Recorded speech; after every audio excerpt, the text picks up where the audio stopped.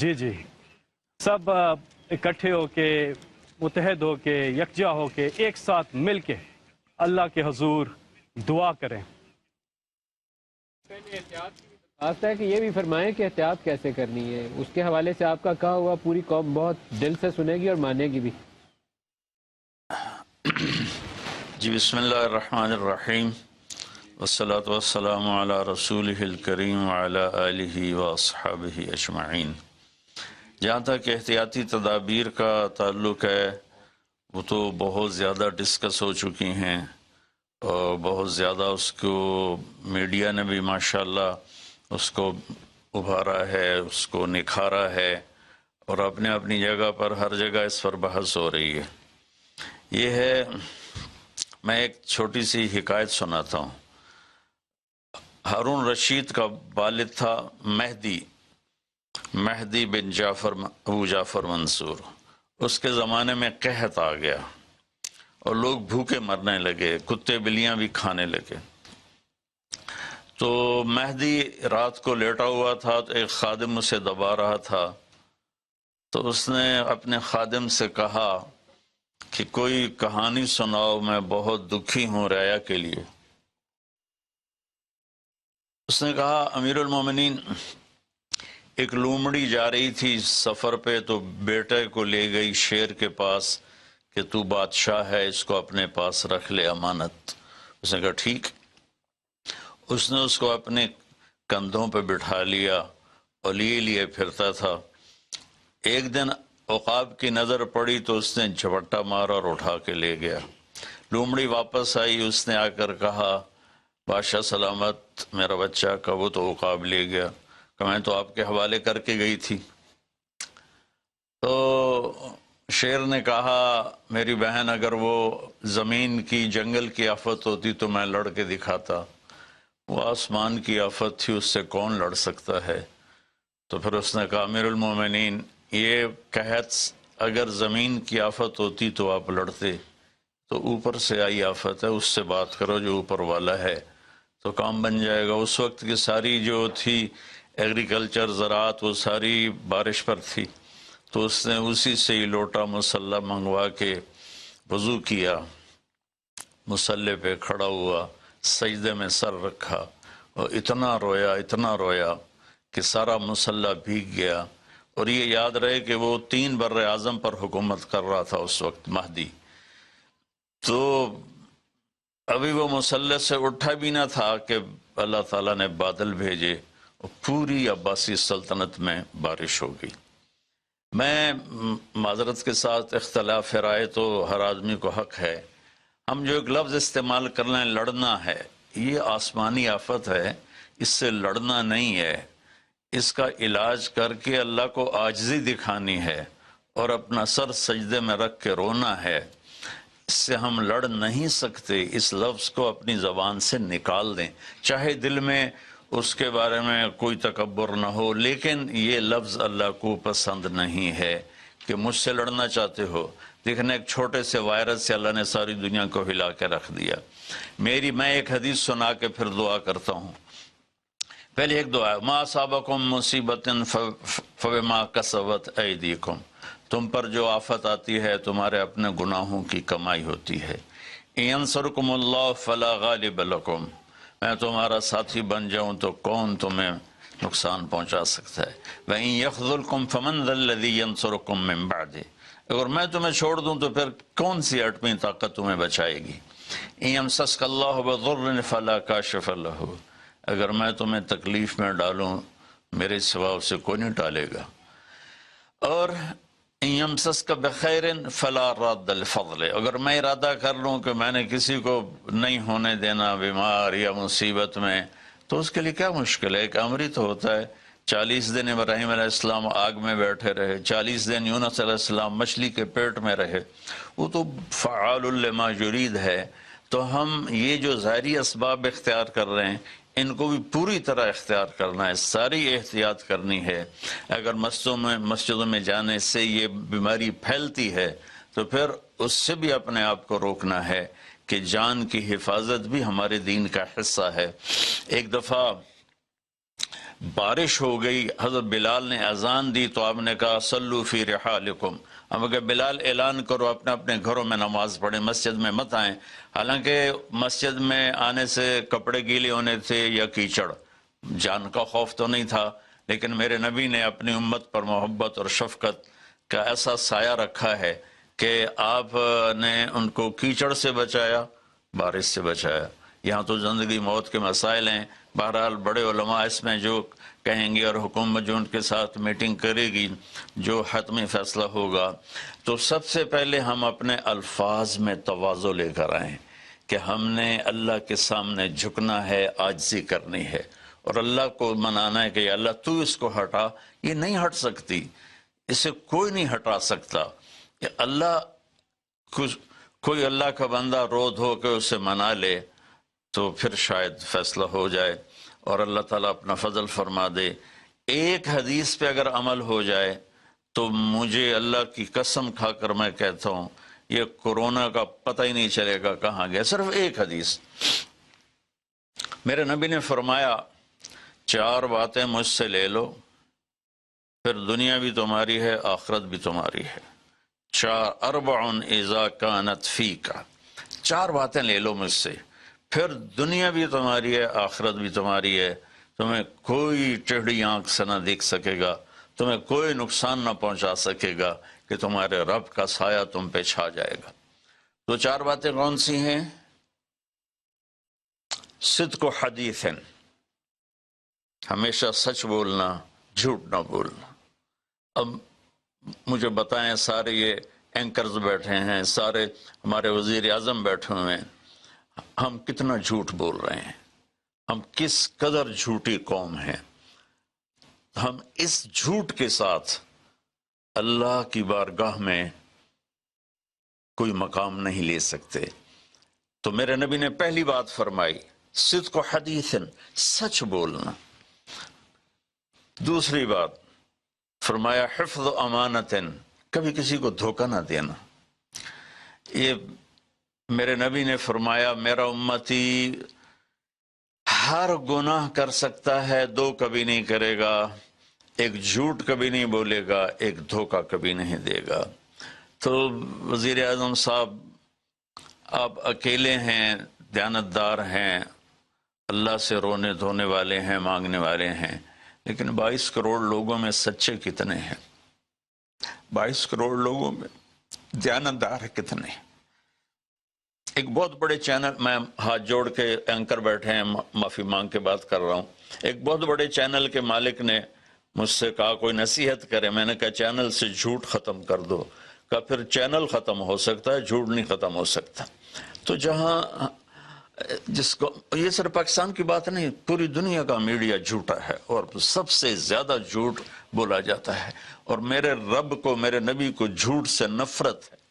میرے نبی نے فرمایا پیاز کھا کے مسجد میں مت آؤ کہ فرشتوں کو تکلیف ہوتی ہے، بو ہوتی ہے، لیکن میرے نبی نے فرمایا جب کوئی مرد عورت جھوٹ بولتا ہے تو فرشتے اس کے منہ کی بدبو سے 3 میل دور بھاگ جاتے ہیں۔ تو جھوٹ اور خیانت کے ساتھ ہم کسی آفت کا مقابلہ نہیں کر سکتے۔ آپ نے فرمایا صدق و حدیث، حفظ و امانت، سچ بولنا چاہے جان چلی جائے، اور دھوکہ نہ دینا، مسلمان کسی کو دھوکہ نہیں دیتا ہے۔ تیسرا فرمایا حسن و خلیقت، اپنے اخلاق اچھے کرنا، اور اخلاق کا سب سے اونچا مقام حیا ہے۔ اب میں کیسے بات کروں؟ میرے دیش میں حیا کو کس نے تار تار کیا؟ میرے دیش کی بیٹیوں کو کون نچا رہا ہے؟ ان کے کپڑے لباس مختصر کون کروا رہا ہے؟ کہ کس کے گردن میں یہ گناہ ڈالوں؟ میں مجرم ہوں، میں نے اپنی قوم کو نہیں سمجھایا، میں اللہ سے معافی مانگتا ہوں۔ لیکن جب مسلمان کی بیٹی بے حیائی کی طرف چل پڑے اور نوجوان بے حیائی کی طرف چل پڑے تو اللہ کی رحمت، سب سے زیادہ عذاب قوم لوط پر آیا کہ وہ بے حیائی میں ساری باؤنڈریز کراس کر گئے تھے، تو اللہ تعالیٰ نے ان پر 5 عذاب بھیجے۔ 5، کسی قوم پہ 5 عذاب نہیں آئے، ایک ہی عذاب آتا تھا، ان پر 5 عذاب آئے۔ تو تیسری بات میرے نبی نے فرمائی ہے کہ حیا والے بنو، حیا والے بنو. لیکن میری نسل ہے، مجھ سے خان صاحب نے بات کی تھی پہلی دفعہ کہ میں چاہتا ہوں کہ میری یوتھ اللہ کے نبی کے ساتھ جڑے، چونکہ جو ہمارے کالج ہیں، ہماری یونیورسٹیز ہیں، ہمارے خاص طور پر جو یہ پرائیویٹ سکولز ہیں، یہ امت کو، نوجوانوں کو اللہ رسول سے کاٹ رہے ہیں. تو اللہ تعالیٰ یہ پہلا شخص ہے جس کے لیے میرے دل سے دعا نکلی جب اس نے کہا کہ میں نے آپ کو اس لیے بلایا ہے کہ میری قوم اپنے نبی کے ساتھ کیسے جڑ جائے. میں کیا بتاؤں، جب تک اس بے حیائی کو نہیں ہم روکتے، اور کوئی روک نہیں سکتا ہے، اندر سے نیت نہ ہو. سرنڈو ماڈل سکول میں میں نے میٹرک کیا ہے. ہمارے ایک وارڈن، میں ہاسٹل میں رہتا تھا، وہ آ گیا، نمازی تھے، انہوں نے نماز کی سختی کر دی. ہم بے وضو جا کے کھڑے ہو کر نماز پڑھ لیتے تھے، بے وضو. کیونکہ ڈنڈا انسان کو انسان نہیں بناتا ہے جب تک انسان اپنے من میں ڈوب کر پا جا سراغ زندگی. تو اگر میرا نہیں بنتا نہ بن، اپنا تو بن. یہ تو اپنے اندر دل دریا سمندروں ڈوگے کون دلاندیاں جانے ہو، وچے بیڑے وچے جھیڑے وچے ونج مہانے ہو. میری قوم جھوٹ چھوڑ دے، میری قوم بددیانتی چھوڑ دے، میری قوم بے حیائی چھوڑ دے. وعفت فی تہمت، آخری بات میرے نبی نے کہا رزق حلال کھاؤ، رزق حلال کھاؤ. رزق حلال جو صبح سے شام تک، من امسا کالن بعمل یدہ امسا مغفور لہ، جو صبح سے شام تک رزق حلال میں تھک جاتا ہے اس دن کے سارے گناہ معاف ہو جاتے. تو میں وزیر اعظم صاحب سے اپیل کروں گا کہ پوری قوم سے جیسے ڈونیشن مانگا ہے، ایسی پوری قوم سے چلے. میں آپ کی طرف سے اپیل کرتا ہوں کہ کل یا آج رات رمضان کی آئے گی، ساری قوم 2 نفل پڑھے اپنے اپنے گھروں میں، اور ایک تسبیح لا الہ الا انت سبحانک انی کنت من الظالمین. جس کو یاد ہے پڑھ لے، جس کو نہیں یاد ہو استغفر اللہ کی ایک تسبیح پڑھ لے، اور پھر سب اللہ کے سامنے ہاتھ جوڑ کے معافی مانگ. اور اللہ تعالیٰ کہتا ہے ما من یوم الا والبحر یستاذن فی ان یغرق ابن آدم. روزانہ، یہ مسند احمد کی روایت، روزانہ سمندر کہتا ہے یا اللہ اجازت دے میں چڑھ جاؤں اور ان کو بہا دوں. والارض تستاذن فی ان تبتلعہ، زمین کہتی ہے اللہ مجھے اجازت دے میں ان بے حیاؤں کو نگل جاؤں، ان جھوٹوں کو، ان بدماشوں کو، اس مافیا کو میں نگل جاؤں. تو والملائکۃ تستاذن فی ان تعجلہ وتہلکہ، فرشتے اللہ سے کہتے ہیں یا اللہ تو ہمیں اجازت دے ہم ان کا صفایا کریں. میرا اللہ کہتا ہے دعو عبدی فانا اعلم بعبدی منکم، جاؤ جاؤ اپنا کام کرو، یہ میرا بندہ ہے اور میں جانوں میرا بندہ جانے. ان کان عبدکم فشانکم بہی، تمہارا بندہ ہے تو مار دو. ان کان عبدی فمنی ولی منی ولی عبد، اگر میرا ہے تو میں انتظار کروں گا، میں انتظار کروں گا. پچھلی قوموں میں ایک طوائف نے کتے کو پانی پلایا تو اللہ نے اس کی بخشش کر دی. معاف، ہم تو مائل بکرم ہیں، کوئی سائل ہی نہیں، کوئی مانگنے والا تو ہو. ان 4 چیزوں نے ہماری ہر چیز بکھیر دی، توڑ دی. کسی بھی قوم کے لیے جھوٹ، بددیانتی، بے حیائی اور رزق حرام یہ ان کو تباہ و برباد کر دیتا ہے. اور کوئی قوم سچائی، دیانتداری، پاک دامنی اور رزق حلال پر ہوگی تو اللہ کا سایہ ان پر چھا جائے گا، اور دنیا کی کوئی طاقت ان کی طرف آنکھ اٹھا کر نہیں دیکھ سکتی. ہم تو اجڑے چمن کے مالی ہیں. عمران خان کو اجڑا چمن ملا ہے، کہاں تک آباد کر سکے گا، اللہ اس کی مدد کرے. چمن کے تخت پر جس دم شہ گل کا تجمل تھا، ہزاروں بلبلیں تھی باغ میں، ایک شور تھا، غل تھا. کھلی جب آنکھ نرگس سی، نہ تھا جز خار کچھ باقی. بتاتا باغ مارو رو، یہاں غنچہ یہاں گل تھا، یہاں غنچہ یہاں گل تھا. ابھی عمران صاحب نے یرموک کی اور قادسیہ کی بات کی. کتنے تھے؟ 30,000 تھے خالد ابن ولید کے کمانڈ میں، اور سامنے باہان جو تھا وہ 3 لاکھ کا لشکر لے کر آیا ہوا تھا. اور قادسیہ کے میدان میں بھی 30,000 صحابہ تھے، اور ادھر سے جو رستم تھا وہ 3 لاکھ کا لشکر لے کر آیا ہوا تھا. ان کے ساتھ اللہ تھا. ہم اللہ کو ساتھ لیں، سارے اسباب اختیار کریں۔ مالداروں سے کہتا ہوں، میں نے اپنا کلپ الگ ریکارڈ کرا ہے کہ اس سال ساری زکوٰۃ ان غریبوں میں تقسیم کریں۔ آپ تک تو ہر آدمی نہیں پہنچ سکے گا، اپنے اپنے علاقے میں جو مالدار لوگ ہیں وہ اپنی زکوٰۃ غریبوں میں ان میں تقسیم کریں، ان کے گھر جا کر دیں۔ کسی ایک کی دعا لگ گئی نا تو 7 نسلیں ہماری آباد ہو جائیں گی۔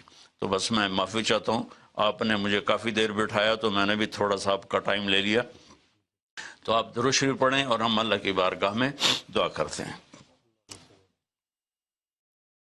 اللهم صل على محمد وعلى آل محمد كما تحب وترضى اللهم لك الحمد كما أنت أهله وافعل بنا ما أنت أهله إنك أهل التقوى وأهل المغفرة۔ اے میرے رب، ہمیں تسلیم، تو ہم سے ناراض ہو گیا، تو نے سمجھایا ہم کوئی نہ سمجھے، تو ہمیں بلاتا رہا، ہم نے پیچھے مڑ کے نہیں دیکھا، تو نے ہمیں حرام سے روکا، ہم نے ہر حرام کو اپنا کاروبار بنایا، تو نے بے حیائی سے روکا، ہماری نسل نے کپڑے اتار دیے، تو نے رزق حلال کا کہا، ہمارے تاجر سود میں ڈوب گئے، دھوکے میں ڈوب گئے، طاقتور ظالم بن گیا، مظلوم کی فریادیں صرف تیرے تک تو آتی تھی، ہماری تو عدالتیں ظالم ہیں یا اللہ، ہماری تو عدالتیں ظالم، ہمارا قانون ظالم ہے، ہم سارے ظالم ہیں، غریب بھی، امیر بھی، مرد بھی، عورت۔ یا اللہ، اس آفت کو ہم وینٹیلیٹر سے نہیں ٹال سکتے، ویکسینیشن سے نہیں ٹال سکتے، یہ تو نے بھیجی ہے، سوئی سے ٹالے گا۔ یا اللہ، تو علی کل شیء قدیر ہے، تو فعال لما یرید۔ میرے مالک، ہم تو اپنی طاقت سے کرسی سے اٹھنا چاہیں تو اٹھ نہیں سکتے، لیٹنا چاہے تو لیٹ نہیں سکتے۔ یا اللہ، زندگی موت تیرے ہاتھ میں، عزت ذلت تیرے ہاتھ میں، تو ہواؤں کا مالک، تو پانیوں کا مالک، تو سمندروں کا مالک۔